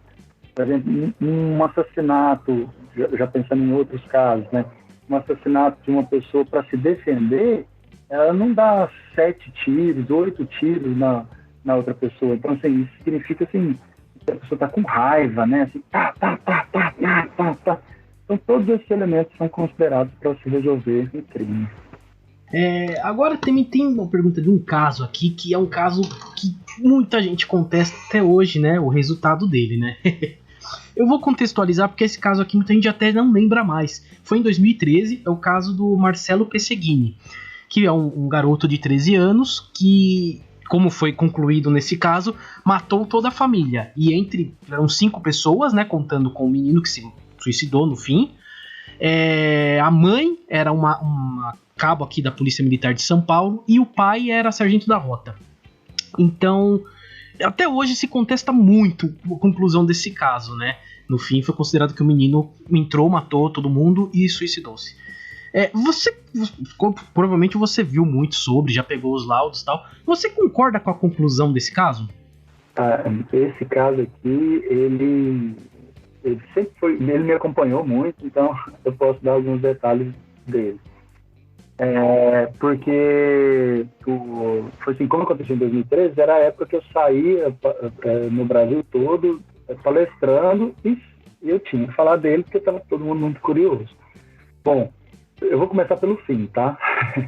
A conclusão desse caso é que eu sempre falei isso nas minhas palestras. Em perícia criminal, presta bastante atenção no que eu vou falar. Em perícia criminal, o improvável não é impossível. O improvável é uma coisa. Impossível é outra coisa. O que acontece? Especificamente desse caso. Primeiro, ele aconteceu em São Paulo. Então, eu não tive acesso a detalhes da investigação. De novo, eu estou dizendo que eu estou falando coisas que eu li e escutei da imprensa. Então, mas assim, é óbvio, assim, como eu sou perito criminal, nos churrascos de família, nas festas de fim de ano, todo mundo quer saber o meu palpite, né? Ainda mais que ao vivo não tem ninguém gravando. Ah, melhor ainda. E às vezes você tá tomando um vinhozinho, às vezes tá tomando uma cerveja, a língua fica mais solta, né? Então, mas algumas pessoas, na época, uma pessoa me perguntou, Ian, o que você acha? Então, tipo assim, sendo específico, o que você acha? Um menino de 12 para 13 anos que teria dirigido um carro, essa é a história que chegou para mim, teria dirigido um carro e teria manipulado uma arma de fogo, e não é uma arma de fogo comum, porque assim, quem não tem contato com a arma de fogo, dificilmente vai conseguir manusear uma pistola. Então, foi uma pistola a arma usada no crime. Matar, eu não lembro mais bem, se 4 ou 5 pessoas, entendeu? Então, assim, o tiro ele faz barulho, o disparo ele faz barulho. Então, quer dizer, isso é pouco provável que isso tenha acontecido? Mesmo para o perito responder, sim, é pouco provável. Mas vamos pensar detalhes da investigação, que foram alguns que chegaram para mim. Por exemplo, ele não era uma pessoa comum. O Marcelo Seguini, ele era uma criança filha de policiais militares do estado de São Paulo que tinha acesso à arma de fogo, isso ficou provado também através de provas testemunhais. Então ele tinha acesso. Não é comum uma pessoa normal ter destreza para manusear uma pistola. Mas uma criança, mesmo sendo criança, que está ali em contato e tal, é possível que ela tenha. Bom, então vamos para outros detalhes. É pouco provável que uma criança de 12 para 13 anos tenha habilidade para dirigir um veículo, porque assim, o que acontece? É pouco provável, mas tem imagem de câmera de segurança que mostra ele saindo de casa com o carro, tem imagem de câmera de segurança, não tem isso é próprio, policial. No meio do trajeto, ele deixa o veículo, vai para a escola, assiste a aula, volta, pede pro carona deixá-lo no meio da rua. Tem imagens, o que eu estou falando não é o que eu acho não, tá, gente? Tem imagens de câmera de segurança. Ele entra dentro do carro, pega algum objeto, põe na mochila e tal, volta para casa, entendeu? Volta para casa, e aí, possivelmente, ele teria cometido suicídio. Então, de novo, a medicina legal analisando os corpos, eles têm tempo de morte diferente. Então, foi analisado isso também. Então, quer dizer, o Marcelo e os familiares não foram mortos no mesmo momento. Então, foi depois mesmo que ele foi morto. Mas você poderia me questionar falando o seguinte: ora, perito, mas poderia ter sido uma pessoa que matou os familiares, ficou na casa, esperou ele voltar para depois matar? Sim, já fica uma hipótese, é possível, mas menos provável. Então, ter que convencer esse garoto de ir para a escola, voltar para depois ser morto. Em relação ao barulho, ao disparo, como que outra pessoa da casa não acordou, depois ficou constatado também pela perícia, pela medicina legal, fazendo análise nas vísceras desses corpos, e mais de um deles, dessas pessoas, tomava remédio controlado para dormir.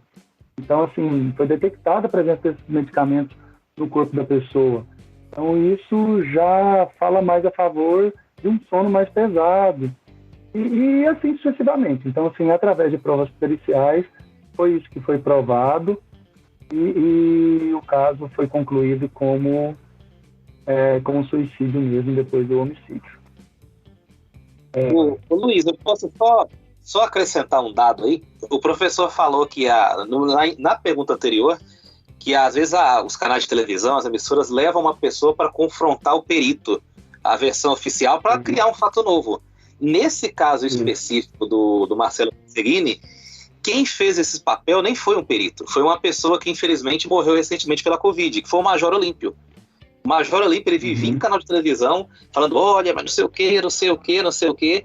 Não estou fazendo aqui juízo de valor, estou trazendo só um dado para você que está nos ouvindo analisar. Mas foi ele o principal pessoa na mídia a encampar a tese que tinha a participação de outras pessoas além do menino. E uma outra coisa também a respeito do Marcelo, todo mundo chamava ele de Marcelinho. Só que esse Marcelinho tinha, acho que 12 ou 13 anos, e ele era alto, ele tinha quase 1,70 m. Então ele não era uma criança. As fotos que apareciam na mídia é que ele era uma criança com uniforme de escola, mas aquele não era o Marcelinho atual. Era um outro Marcelinho. E por fim, também a perícia feita no computador descobriram que ele tinha pesquisado um caso ocorrido nos Estados Unidos, de uma chacina familiar. Caso idêntico. O comportamento também, o comportamento dele, ele imitava um jogo lá, eu não sei bem qual, mas assim, aquele lance do capuz levantado da blusa de frio, comentando com um amigo, ele falava muito sobre, já tinha falado com um amigo, isso, claro que isso é circunstancial, né, isso não é perícia, mas a gente já está discutindo o caso, dando palpite mesmo, vamos até o fim agora. Então, assim, foi noticiado, né? Estou falando que foi noticiado, porque eu não li o depoimento, mas que teriam colegas lá na sala de aula que testemunharam falando que ele já tinha essa coisa da raiva dos pais e tal. E outra coisa também, agora assim, já analisando perícia, o que dá margem? Tá, tudo bem, existe sensacionalismo e existe, sim, às vezes essa má intenção de parte da imprensa. Mas, gente, vamos ser sinceros, existem problemas na investigação. Infelizmente, por exemplo, nesse caso específico, quando morrem 2 policiais, e um deles até assim, de certa patente lá, comove, e não existe um isolamento perfeito de local de crime. Então, esse comportamento que foi citado por você, em relação a questionamentos, eles acabam sendo possíveis por falta de profissionalismo da própria polícia. Se eles tivessem isolado o local de crime, se tivesse feito uma perícia bem feita, isso gera pouca margem. Mas, por exemplo, eu lembro como se fosse hoje de ver imagens televisivas lotado de policial, de autoridade, de chefe de segurança pública de São Paulo, e coronel da PM e tal, circulando ali dentro da casa, tá entendendo? Então esse local de crime, quando chega a perícia, acaba sendo violado, existe uma pressão muito grande em cima dos peritos, então isso atrapalha. E aí começa as teorias de conspiração, infelizmente. Não é fácil a vida do perito não, tá vendo? Ah, eu imagino. A vida do cientista, do pesquisador no Brasil, em qualquer área não é fácil, a verdade é essa. Toda área, olha, é difícil. Bom, tem um outro tipo de crime aqui que a gente acaba nem lembrando muito, mas a perícia é fundamental, né? Que normalmente é o assalto ao banco, né? Mas tem um específico que está sendo chamado de novo cangaço, que são bandidos que invadem cidades menores daqui do Brasil, do interior do Brasil, e roubam banco, fazem o terror, né? E normalmente esses crimes são praticados por bandidos mascarados, usando luva, com treinamento militar, têm experiência e que não deixam muitos rastros, né? É difícil fazer uma perícia nessas cenas de crime? Com certeza. E quanto mais elaborado o crime, mais difícil a perícia. Mas assim, você me dá uma oportunidade, levantando o novo cangaço, de discutir uma coisa que a gente não falou aqui, que é importante falar. No Brasil, desde 2012, existe um programa de computador que foi cedido pelo FBI, pela polícia norte-americana, que ele chama CODES, que nada mais é que um banco de perfis genéticos. Então, assim, desde 2012 existe a lei no Brasil, quer dizer, o FBI ele só cede o programa de computador, quem decide a forma de utilizar isso é o governo nacional. Então, assim, desde 2012 existe uma lei que cria o Banco Nacional de Perfis Genéticos. Então, quer dizer, na prática, que todo bandido que é condenado por crime hediondo, aí esses crimes estão lá especificados na lei, não vamos perder muito tempo falando disso, eles têm o DNA coletado e adicionado no banco. Então, assim, para que serve o banco de perfil genético? Todo bandido condenado, o DNA dele tem que entrar no banco, é lei, e todo vestígio de local de crime, a gente tem certeza que ele pertence ao agressor, ele tem que ir para o banco de perfis genéticos. Ou seja, o banco de perfis genéticos ele é uma excelente ferramenta para pegar crimes em série. Então, o estuprador ele não para de estuprar. Quando eu pegar esse estuprador e ele for condenado e o perfil dele for para o banco, praticamente todas as vítimas do Brasil que ele tiver violentado, eu vou conseguir pegar. E é a mesma coisa com esses crimes organizados, que é o crime, por exemplo, do novo cangaço de assaltos a banco. Esses crimes, normalmente, são crimes especializados. Então, o cara não faz só um isolado. Ele continua fazendo.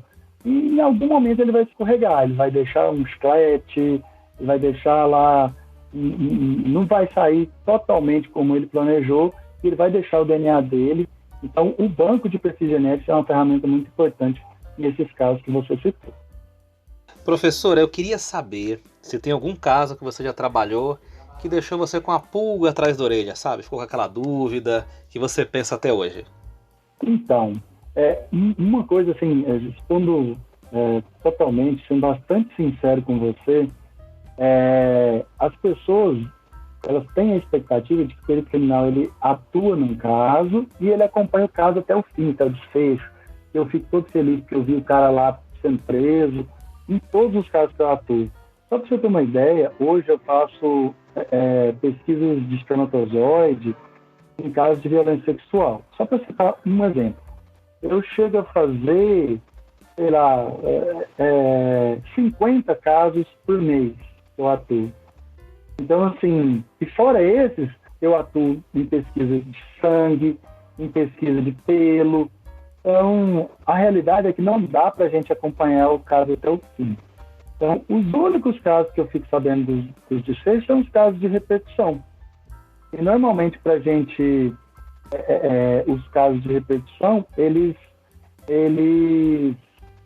têm mais elementos periciais, porque existe um esforço maior para se resolver, um investimento maior, mas para não deixar a sua pergunta sem resposta, eu vou contar rapidamente um caso que aconteceu aqui em Goiás, onde uma jovem, bem aparentada fisicamente, de classe média alta, saiu de um bairro nobre e ela estava em direção à universidade e ela não voltou mais para casa.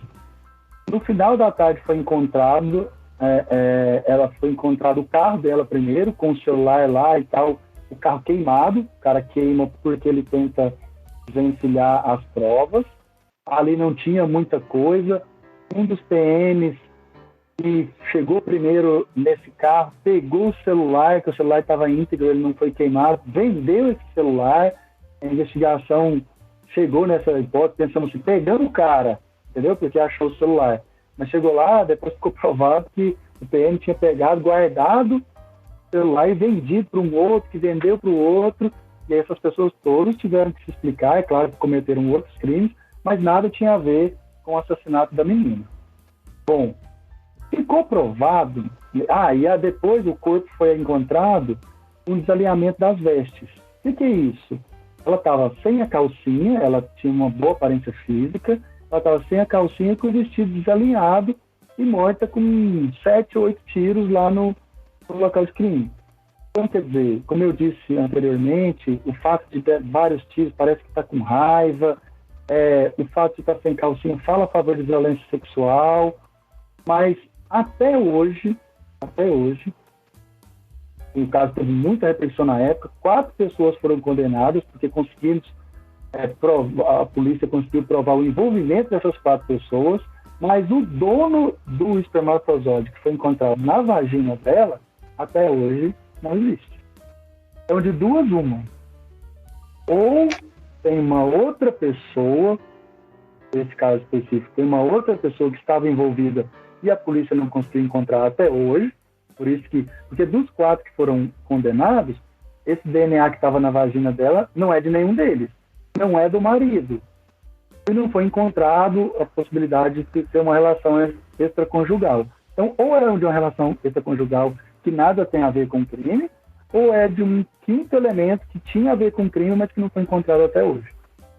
Então, isso realmente não consigo te explicar, a não ser essas duas outras hipóteses. Olha, depois de ouvir esse relato, até eu fiquei com a pulga atrás da orelha, viu? Fiquei curioso em relação ao caso.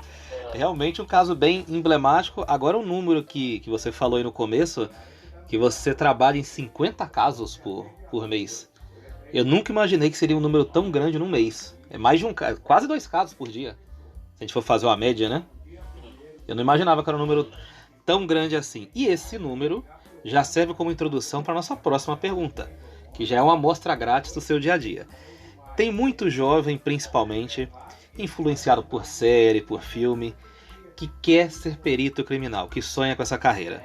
Eu queria que você desse conselhos para esses jovens, dessem dicas de como ele poderia ingressar nessa carreira. Maravilha. Então, ó, eu vou ser bastante incisivo. Provavelmente eu não vou conseguir ser resumido, está vendo que eu falo bastante. Mas eu vou ser incisivo na primeira resposta, porque depois é um fecho dessa primeira resposta. Para ser perito criminal oficial, você precisa passar num concurso. Então, não tem outras formas. Eu sei que hoje em dia tem muita gente que é apaixonada e acaba sendo suscetível a situações, a gerar expectativa que são frutos de uma má informação. Você imagina o seguinte: existem hoje cursos de pós-graduação, cursos de graduação em investigação forense e perícia criminal. Existe graduação e ela é online e ainda dá para o aluno o título de tecnólogo.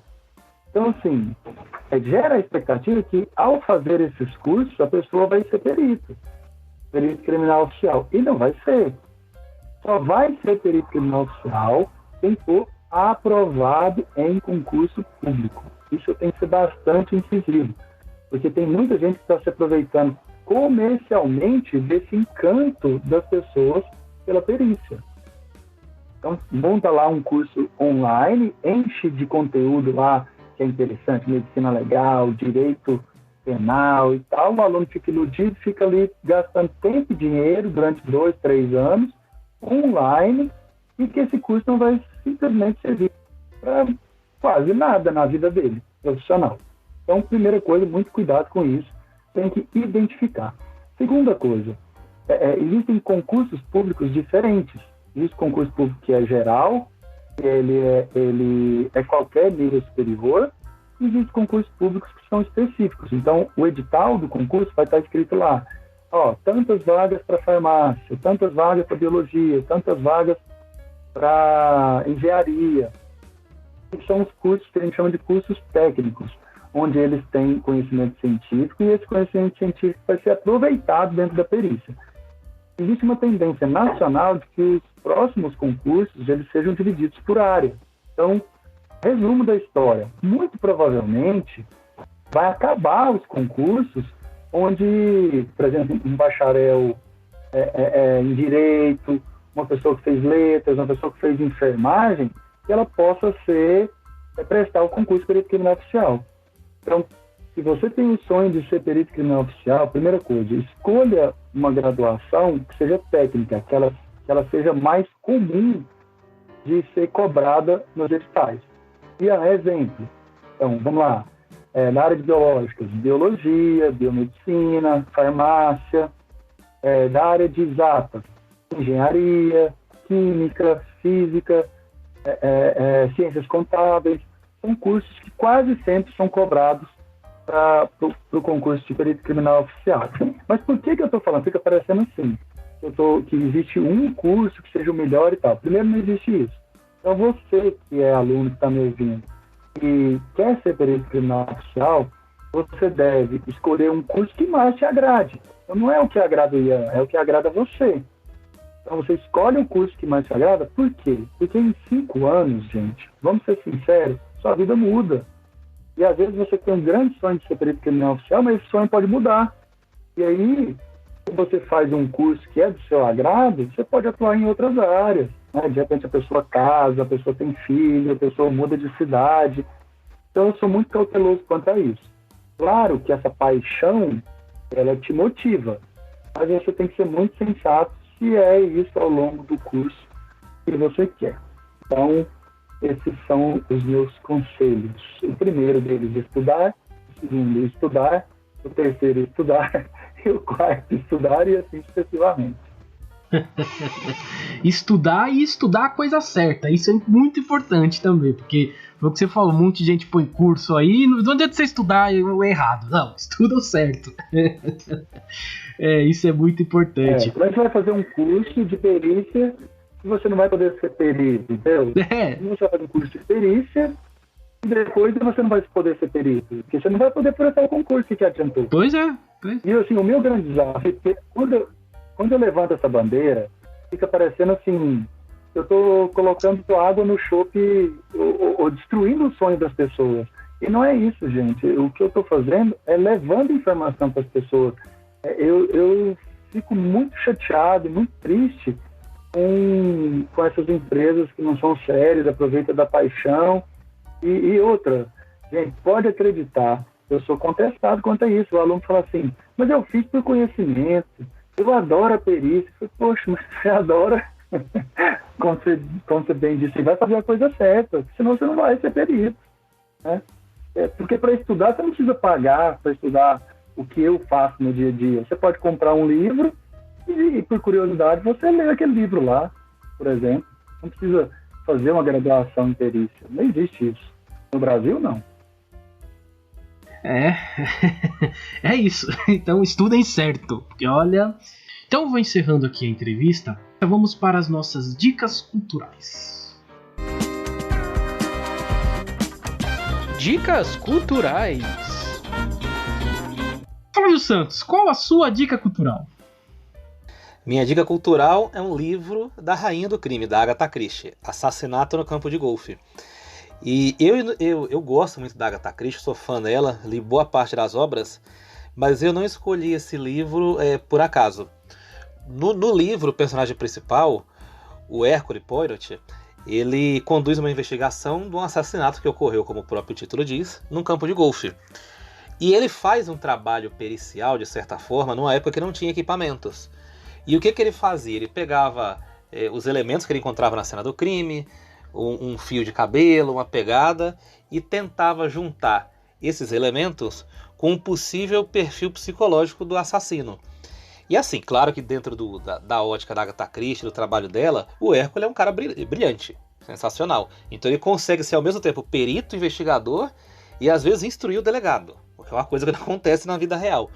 Mas eu recomendo esse livro aqui para vocês verem a importância, a falta que faz um trabalho pericial técnico adequado. O livro se passa no começo do século XX, não tinha equipamento, não tinha tecnologia, mas veja o quanto o cara tinha que trabalhar, às vezes no chão, cavando, e às vezes achava coisa, não tinha DNA, não tinha equipamento para avaliar. Veja o quanto o trabalho de investigação, muito em parte, muito baseado na perícia criminal, evoluiu ao longo do século XX ao século XXI. Então leia esse livro para se divertir, porque é legal pra caramba. O final é inimaginável, você nem consegue imaginar quem cometeu tal assassinato, mas principalmente para você ver o quanto a investigação criminal evoluiu desde aqueles tempos. Assassinato no Campo de Golfe, da Agatha Christie. Boa, muito bom. O livro que eu vou indicar aqui, o nome dele é O Silêncio do Túmulo. O nome do autor é Arnaldur Indridason, olha só. Esse livro é bem interessante, primeiro, porque o escritor é islandês, ou seja, ele se passa na Islândia, né, uma coisa assim. Aí eu tento imaginar que tipo de crime existe na Islândia, né? Mas eu acho que o tipo de crime que tem na Islândia é tipo esse aqui que eu vou contar agora. Porque assim, é claro, uma história, né, não é real, mas eles acharam uma ossada, né? Num local lá que um dia foi uma base da Segunda Guerra Mundial na Islândia. E acharam essa ossada, foi pra perícia pra ver o que era, descobriu-se que foi alguém da Segunda Guerra Mundial mesmo, foi naquela época. E o investigador começa a ir atrás dessa história. Eu acho que eles não têm muito o que investigar, né? Eles vão atrás dessa história.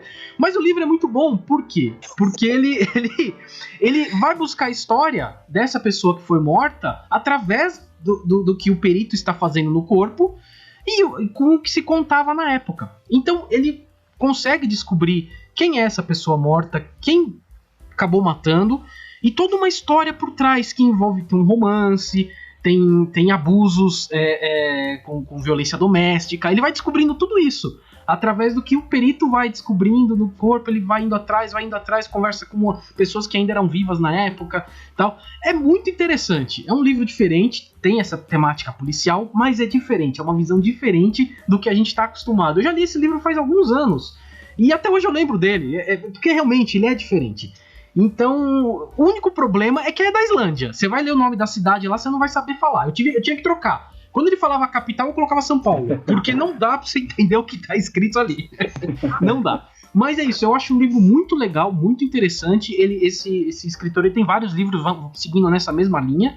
Mas esse aqui é o que eu mais gostei. Eu achei mais legal por tudo isso. Por ter essa história, foi buscar na história lá atrás tudo o que aconteceu, a família e tal, através do que o perito, que o ajudava nesse caso, a descobrir. Então é isso, é O Silêncio do Túmulo, Arnaldur Indridason. Depois eu vou deixar escrito aqui, porque eu sei que falando vai ser difícil. E você, professor, tem alguma dica cultural? Então, eu vou fazer um pouco diferente de vocês, hein? Eles deram dicas cult e eu vou popularizar as minhas dicas. Boa! Olha só. Eu vou, de livro, como dica cultural, eu vou indicar As Esganadas, do Jô Soares. É um livro super barato, tô olhando aqui, em frente ao computador, tô olhando assim, na média, 20 e poucos reais é o valor dele. Fácil leitura, ele é muito fácil de ler, a maneira que o Jô Soares escreve, e ele fala de uma série de crimes e que tem muitas coisas assim de investigação policial e de perícia no livro, e de uma maneira diferente, que é uma maneira divertida, que é o jeito que o Jô Soares gosta de escrever sobre romance policial. Então, eu imagino que não é todo mundo que gosta de ler desse jeito, mas eu imagino que seja uma experiência diferente, que é uma maneira divertida, engraçado mesmo, fica estranho falar isso, né? Que é divertido ler sobre casos policiais, mas é isso mesmo, assim, ele tenta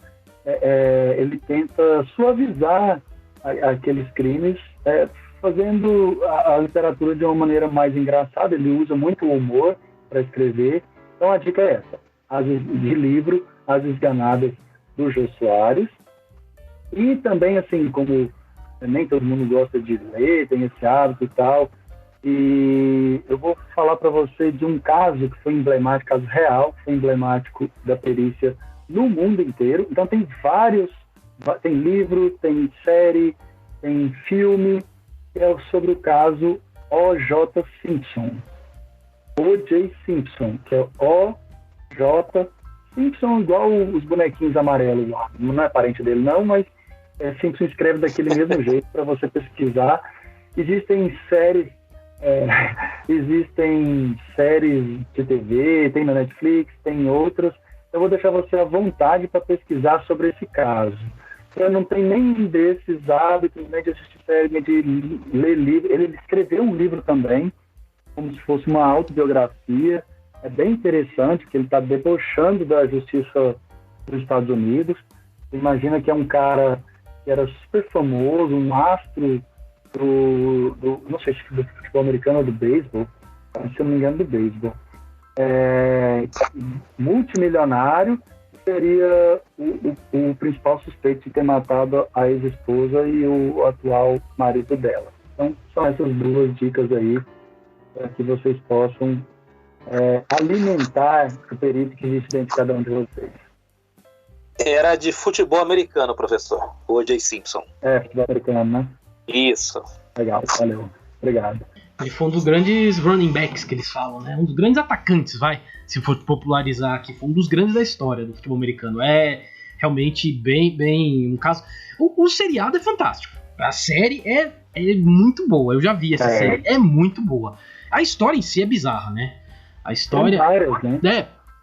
A história em si é muito bizarra. Inclusive, vou colocar um adendinho aqui. Tem um documentário da ESPN que no dia que teve a fuga, eu não vou dar muitos comentários porque isso tá no seriado, mas teve uma fuga do O.J. Simpson. Nesse mesmo dia, estava tendo um jogo de Copa do Mundo lá nos Estados Unidos, né? Copa do Mundo de futebol, que foi feito em 94. Tava tendo um jogo de futebol, tava tendo um jogo de basquete da NBA, tava tendo, se não me engano, uma playoff do beisebol, e tava tendo mais um evento esportivo importante para eles lá. Então foi um dia caótico pro jornalismo esportivo. Então tem esse documentário da ESPN que também é muito bom. Eu já assisti também. E todo mundo vendo O.J. Simpson, vendo Copa do Mundo e vendo não sei... Foi um dia caótico. Foi um dia caótico. Eu vou pegar o nome depois certinho e eu vou colocar aqui nas dicas culturais. Eu não tenho ele agora, não vou conseguir buscar agora. Mas como eu sempre digo, eu deixo as dicas culturais escritas e depois eu posto no Instagram também. Então, pra quem tá ouvindo, eu sempre coloco lá. Eu vou colocar tudo certinho e vou colocar esse documentáriozinho aí. É coisa de meia hora, é um documentário que a ESPN sempre faz de meia hora, né? Eles têm essa... Eu vou colocar depois. É muito bom. Já que você falou do O.J. Simpson, lembrei disso, eu vou colocar aqui também como dica cultural. Mas é isso. Vamos agora para o nosso salves, chamegos e sapatadas. Salves, chamegos e sapatadas. Flávio Santos, você tem algum salve? Tenho. Então eu vou fazer aquela mistura de salve e jabá, como eu tenho feito nos últimos episódios. Boa. E assim, quando a gente inaugurou o nosso canal do YouTube, não inauguramos o canal. É que antes a gente postava só os áudios do podcast e as lives que nós fazemos. E agora a gente vai começar a colocar vídeos. Eu coloquei um vídeo lá do Jardim Botânico. Por enquanto foi um vídeo só com fotos, por questões de direitos autorais e por conta da pandemia. Eu não pude fazer vídeos mais apurados. Mas o próximo vai ser sobre a composição do preço da gasolina. Tem alguns aí que a gente está planejando sobre outras coisas, documentários, reportagens. Então se inscreva no nosso canal do YouTube, acompanhe, porque agora vai ter conteúdo exclusivo pro YouTube. Vai ter coisa boa, vai ter coisa legal para você acompanhar lá. O outro jabazinho que eu vou fazer aqui é a live da próxima terça-feira com Eric e Jéssica. Eric e Jéssica é uma dupla sertaneja da Zona Leste da cidade de Tiradentes, que eles cantam em churrascarias, pizzarias, estão dando os primeiros passos na carreira, mas são passos muito sólidos e de muita qualidade.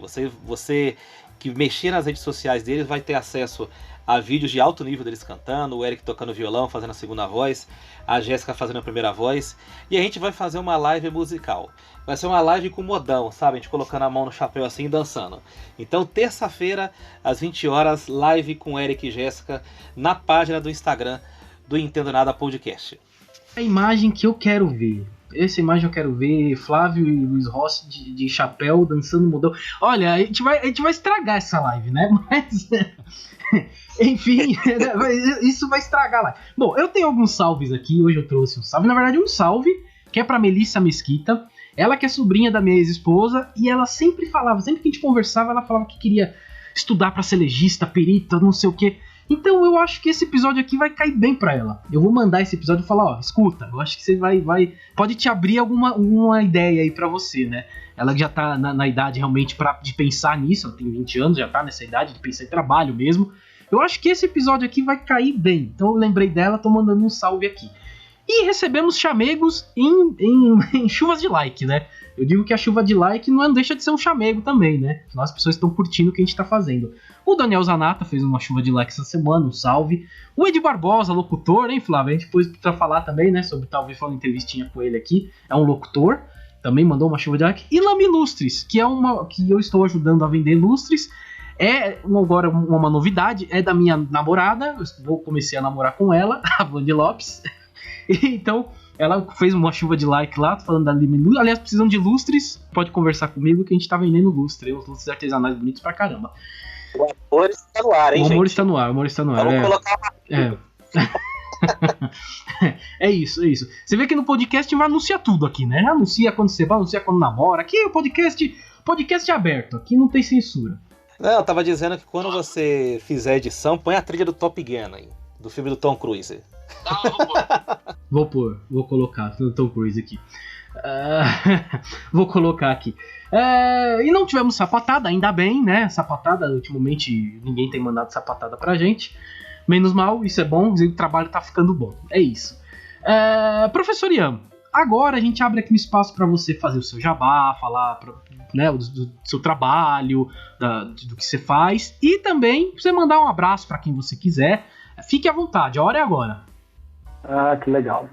Bom, então, a primeira coisa que eu quero fazer é mandar um salve para todos os nossos ouvintes e convidar para continuar respirando e transpirando, né? Porque para ser perito tem que estudar muito.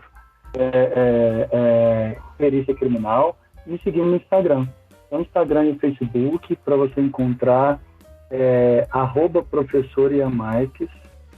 Vai digitar na barrinha de pesquisar lá, @professor Ian Marques, IAN mesmo, e Marques com S no final.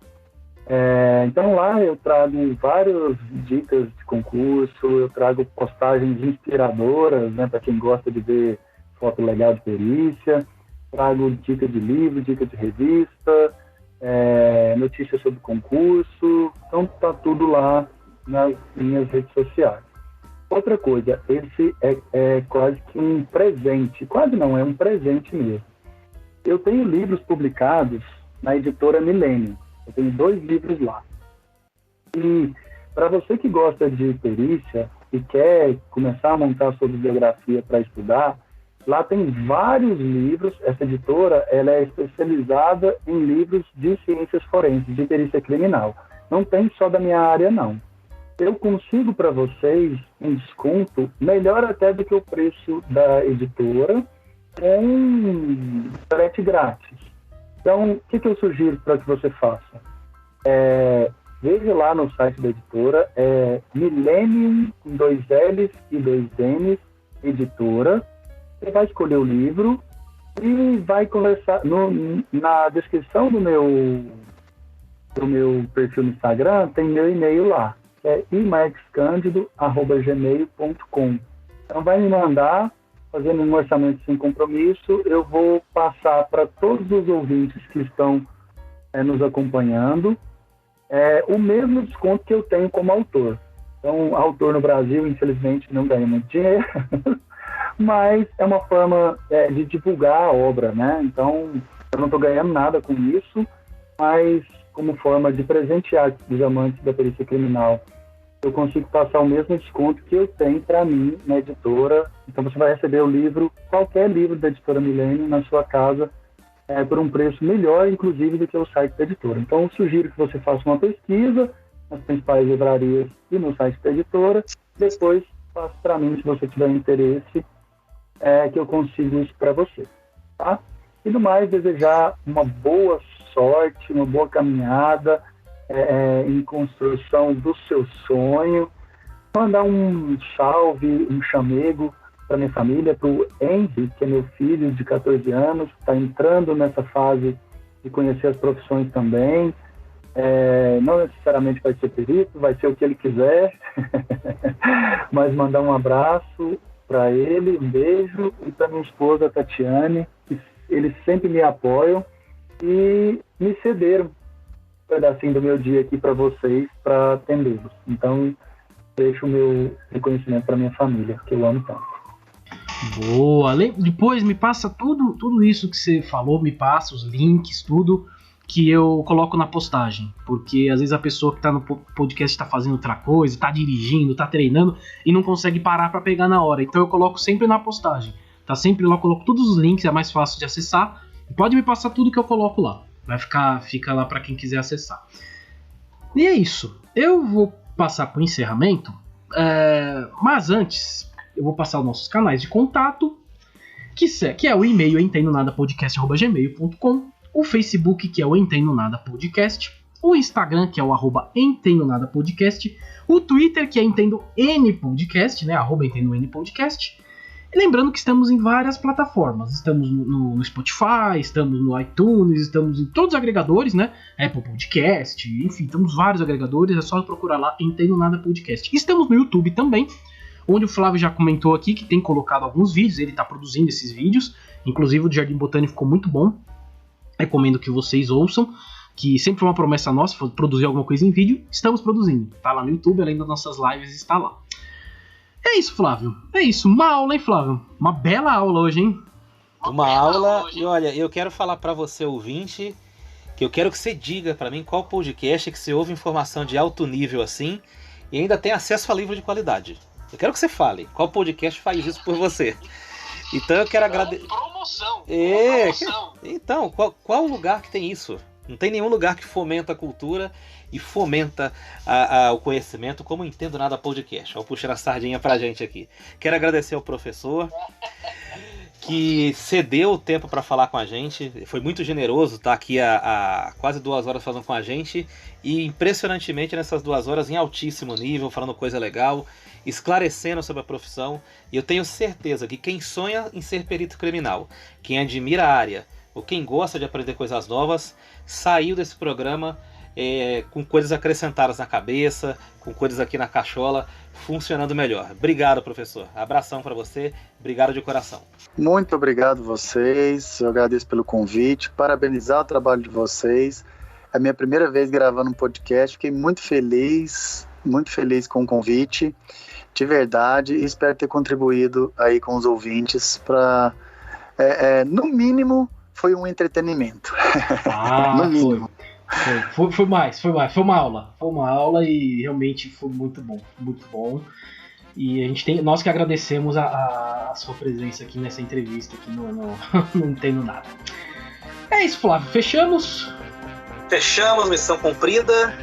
Mais uma aula de presente para nós, que é o nosso projeto, né? Tem aulas gratuitas aqui no podcast. Então, missão cumprida, Luiz. Bora? Fomos, valeu.